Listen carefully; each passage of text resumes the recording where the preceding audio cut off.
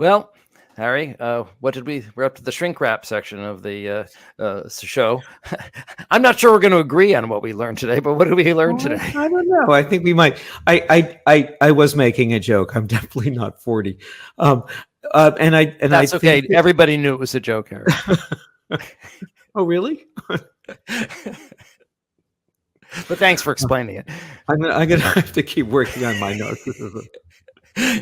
That's okay. That's all right. What did we learn today? I'm going to say a few things about what I think we learned. First of all, we had views from two clinicians who had, I think, very interesting ideas about what might account for Biden's poor performance last week, and which I think was more than just poor, but was very alarming.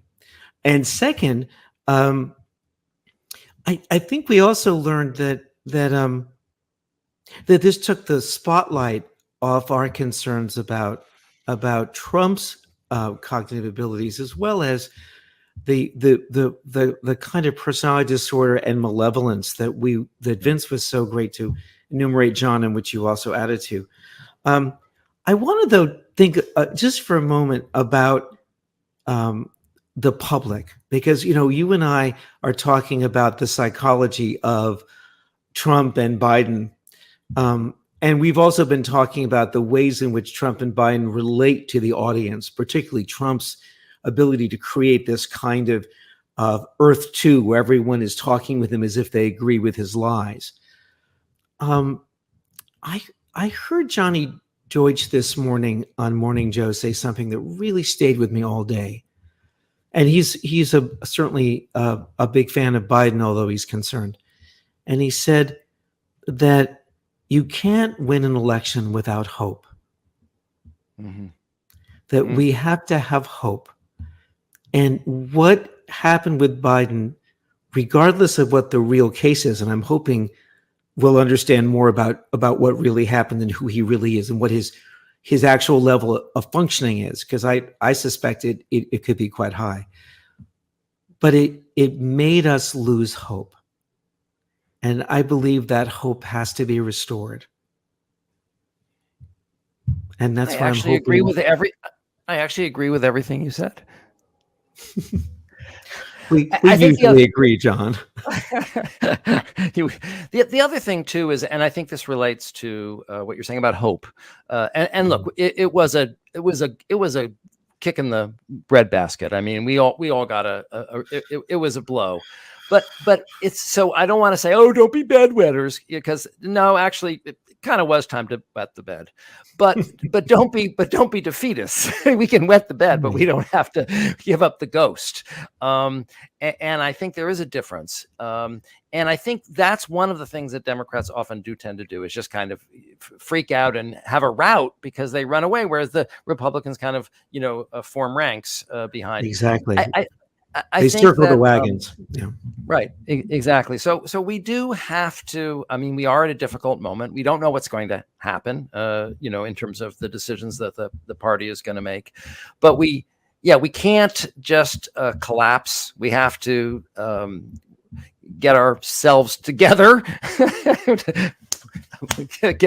snap out of it, and fight. And that's really what Biden needs to do, right? If we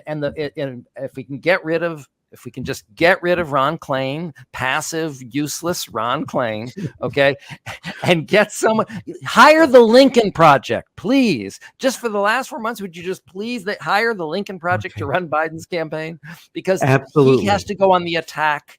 He has to go on the attack. He has to be present. He has to show us his soul. We need to see his soul. We need to see his heart.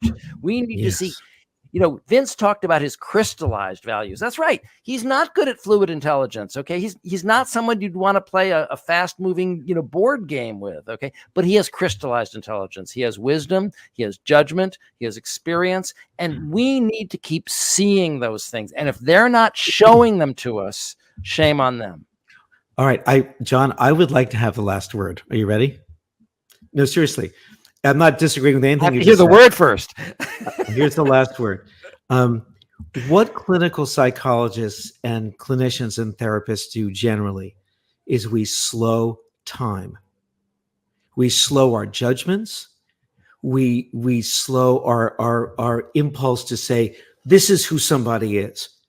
We tell our patients, you just met this person a month ago. Don't get married. Like, give it some time. In a moment like this, I, as a clinician, and John, I know you'll agree with me, everybody needs to take a deep breath. We've been slowly looking at Trump unfold over time for the past almost 3 months on this show. And now that there is a kind of crisis of knowledge about Biden, we have to take a breath and wait for more data to come in. And then we'll have a better understanding. How's that? Yeah, that's good. I agree with you. And let's all take a breath. How can I argue with that? I meditate. Thank you, All right. everybody. Please tell your friends about our show. We'll see you next week.